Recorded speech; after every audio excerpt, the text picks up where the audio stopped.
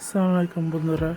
আজকে আমি এই যে পিৎজা সস বানাবো, যেমন দেখে আসি কী কী লাগে। তারপরে প্রথম নিয়ে নিলাম টমেটো, পাকনা টমেটো, তারপরে যে শুকনো মরিচ নিয়ে নিলাম, তারপরে পানি দেওয়ার পর যে সিদ্ধ করবো কিছুক্ষণ।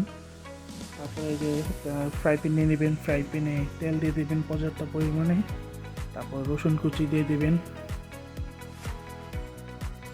আচ্ছা, রসুন কুচিটা দিয়ে চাইলে পেঁয়াজও দিতে পারেন, আমি পেঁয়াজ দেবো না, এটা আমি কিছুদিন স্টক করবো সসটা, তাই দিব না। আচ্ছা, রসুনটা ভাজার পর যে এটা মানে টমেটোগুলো এগুলো ব্লেন্ড করে নিয়েছিলাম, এই যে ব্লেন্ড করার পর দেখুন একটা মিহিন একটা টেক্সচার আছে।